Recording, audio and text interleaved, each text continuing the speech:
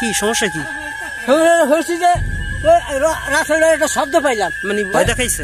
হ্যাঁ ভয় দেখাইছে। আপনি কি দেখছেন কিছু ওখানে? দেখছি একটু নরম নরম লাগছে। চলেন তো একটু দেখি তো ওখানে কি নরম নরম।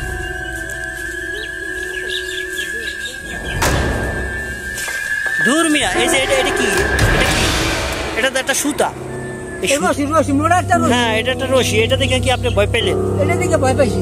আচ্ছা, রাসেল ভাইপার তো ধরেন আপনার হিসির শব্দ করবে, তা আপনি কি ভয় পাইছেন? অনেক ভয় পাইছি অনেক। তা রাসেল ভাইপার নিয়ে কি আপনার ওই আগে থেকে একটা ভয় কাজ করে, আতঙ্ক কাজ করে না?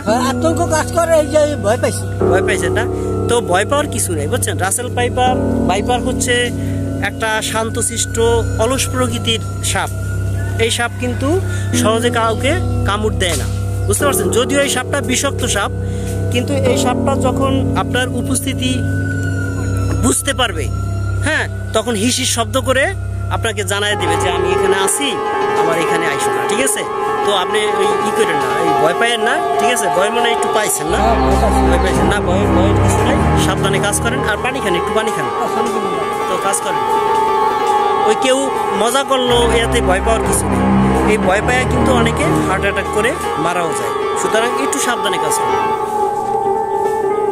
তো ঠিক আছে? বাসা এদিকে আয়। এখন ওই যে যেমন ওই রাসেল ভাইপার নিয়ে কি তোর মধ্যে কোনো আতঙ্ক কাজ করে কিনা, এবং এই সাপটার নাম শুনছিস কিনা? অবশ্যই রাসেল ভাইপারের নাম আগে শুনছি, কিন্তু দেখি নাই, এখনো চোখে পড়ে নাই। তবে রাসেল ভাইপারের থেকে সতর্ক থাকার জন্য মোটা লাঠি নিয়ে চলাফেরা করতেছে। তাই? এই যে লাঠি?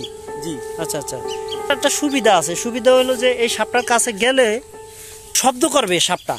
তো শব্দ করলে তুমি বুঝতে পাবা যে এই সাপটা এখানে আছে, যে আমার কাছে যাওয়া যাবে না, ঠিক আছে? তাই এটা একটা সুবিধা।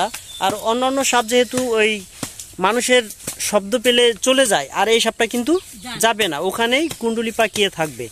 সেক্ষেত্রে আতঙ্ক হওয়ার কিছু নাই, ওইটাই সতর্ক করে দিবে।